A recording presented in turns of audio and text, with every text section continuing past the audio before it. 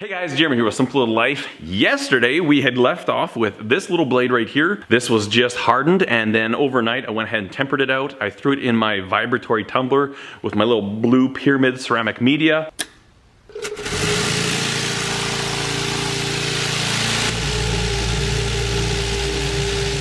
The other thing we'd left off yesterday was this knife here, my little forging debacle. Not really impressed with this one. Let's talk about why. So I kind of showed you at the end of yesterday's video, if we kind of look down the center here, we can see this red portion here, and that is the high carbon steel core. Also, with this steel, I was referring to it as San Mai. That was erroneous. Thanks to you guys, a lot of you guys had some great corrections for me, as well as on Instagram. San Mai is a traditional Japanese term that I believe it means like three together or three stacked. So if you've got San Mai steel, it's very particular that you've got a center core, which is going to be your high carbon, your cutting edge, and then some type of a cladding on either side. Three stacked, three together, San Mai. Kind of like a sandwich. Bread, meat, bread.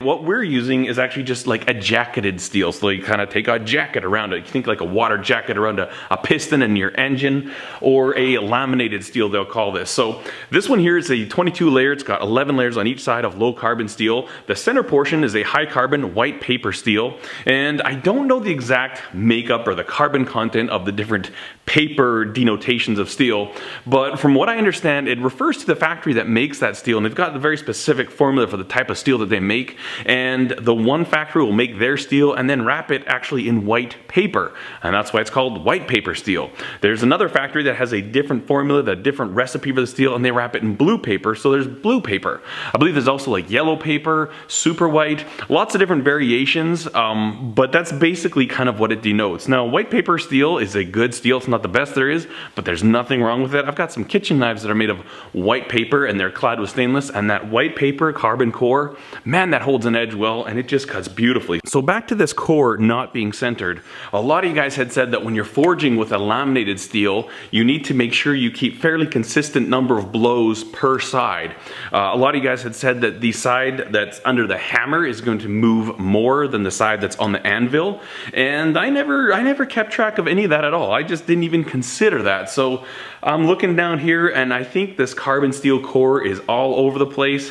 Like I'd mentioned at the end of yesterday's video, I've got some dishing on this side here. This bevel isn't totally flat. This one is, but this one's like this. So I don't know. I don't know if this is actually salvageable in any way, shape, or form, but I'm going to do a little bit more research, think about this a little bit more before I do anything to it. What I really wanted to do was kind of just see the difference with the exact same piece of steel, the exact same stock that we started, what the grain or those lines look like when we forge it as compared to just doing a stock removal. You know, with the forging, we're going to get a lot of variation because obviously, you know, as you're forging, you're moving those layers and it's not going to be perfect.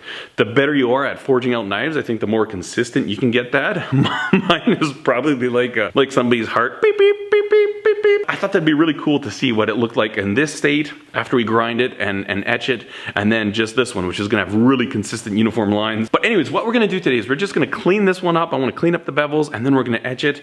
I'm really excited to see what this looks like, and I think it's going to be so cool. So we're going to stick this thing back in our jig to finish the grinds up. I was going to do some of this freehand. I do the final cleanup just on the Trizact belts freehand. But with this being a layered steel, you know, all those different layers are going to reveal the grind. And I thought I want this thing as close to perfect as possible. Also, I find these little tiny knives really difficult to freehand grind.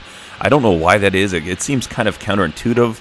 I would always think that the smaller the knife would be easier to freehand grind, but I find it quite the opposite. So when I'm doing these little knives like last stitch neckers and some of these small little blades, probably 95% of the time I'll be using a grinding jig, and I actually have a grinding jig specifically made for these knives. So this one here is an 8-degree bevel, and I made that exactly for doing these last stitch neckers.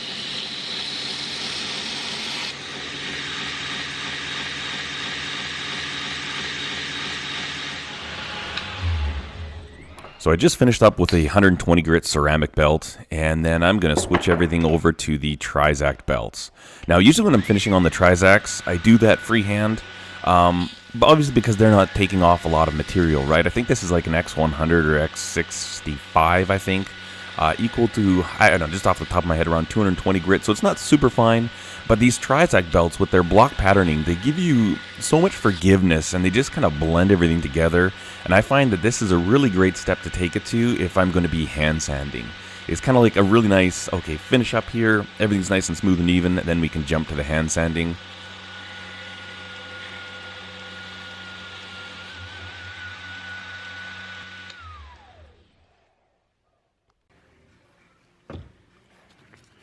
Now the one thing to notice here is that you see that pattern in the steel.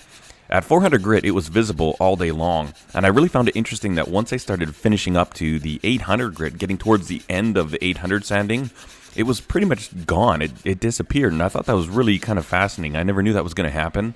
I just found it interesting when I was doing it. Now, I've got a personal motto or manifesto, and that's like, no hand sanding ever. I just figured, though, for this one, it probably would look a lot better. I can get a better finish, and I thought for the sake of the etch, it might be best to hand sand.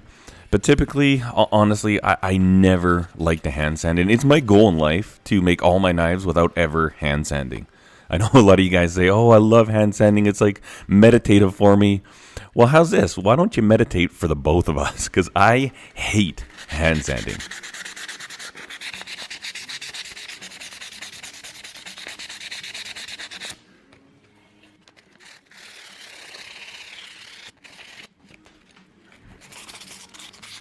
But even though I hate hand sanding, I thought with this thing having all those lines in there, it's gonna be a tell, right? It's gonna show you exactly what's going on with the steel, where you cut corners, or all the transitions, all the radiuses. They're gonna be accentuated by the different layers of the steel. So I thought, you know what? I better slow down, take my time. And I put a lot more hand sanding into this blade than I typically will for these little last stitch neckers.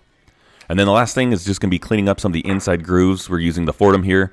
And start with 400 sandpaper, work up to 800. And this is just a little tool I made. You could even use this in a drill press or, a little corded drill.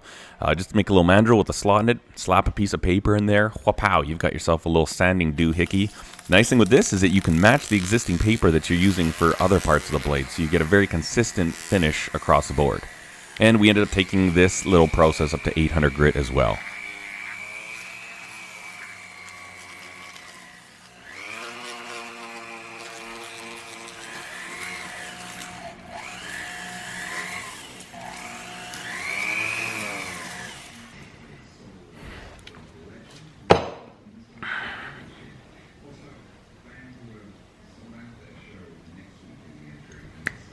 Alrighty, so after a whole whack-load of hand sanding, we've got this thing ready. Now, I was originally going to do a belt finish, but I thought it might actually be better. I might get a better, more even kind of look on the acid etch with the different patterns if I hand sanded it. So we took everything here up to 800. Right now, this just looks like a mono steel blade. Nothing all that special about it.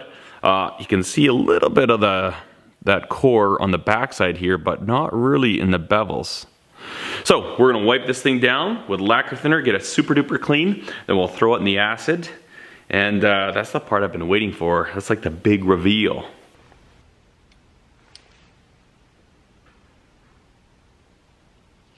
Alright, so I have this little knife in my hand out of the edge. I haven't sharpened it yet. Are you guys ready to see what this looks like? Whew. I like that.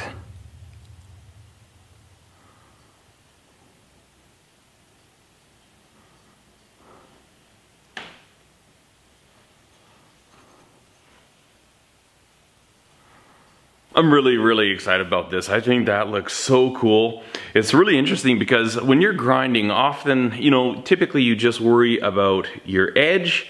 We got a nice little edge on here, but you're worried about grinding to the edge and then also your upper grind line. But when you've got all these little suckers, it is so much more, there's more reveal there, right? It kind of shows you more. And I know this isn't probably like a perfect piece of, it's not like G10 or something where you can count on those things being really incredibly flat and true. This probably has a little bit of fluctuation, a little bit of variance, but I noticed that when I was grinding, I was like, oh wow, this one really is out, because these little lines, all these different layers show it to you. But I am so excited about this. This is definitely not the last time I'm going to be using this layered jacketed steel. Not San Mai. I might be using San Mai in the future. This is not that. But I think it turned out pretty good. Anyways, guys, I hope you like this video. I just mostly want to show you that this stuff is out there and it's available. And you think about this, you know, this is a very simple knife. There's not a lot to it. And a lot of times when you do these knives, typically I'll do this one with an acid etch or an acid stone wash. And yeah, it's kind of cool, but you know, something to add a little bit of variety, kind of spice up your knife making. Try some of these layered steels, especially something like this. If you're just doing stock removal, I think that is such a cool way to get a lasting finish. And you know, as this thing ages and patinas, those lines are going to stay there. You know, I've heard of people that will actually take knives, they'll take a knife, say like this, and make a chef's knife out of it, but they won't etch it. They'll just let the user start to use it. And as the patina develops, all these lines are exposed. Same thing with Damascus. I've heard of certain knife makers will take Damascus and they'll finish the knife off, but they won't etch it. And they'll let the end user start using it. And as it patinas, as it starts to age, it starts to reveal that pattern. And then obviously it varies from different parts. So the other, you know, if you've got any carbon steel knives, you know how the patina is not even on them. It's interesting. It's like a story that the knife tells. So that's kind of a cool concept with stuff like this as well. Something I might try in the future, but I'm really excited about this. I'm glad it turned out. Also really excited to get back to that forged piece, see what that ends up being like, but I need to do a little bit of figuralizing and coming up with what I'd really like to do in my mind. Thanks so much for watching, guys. I hope you enjoyed the video. Cheers.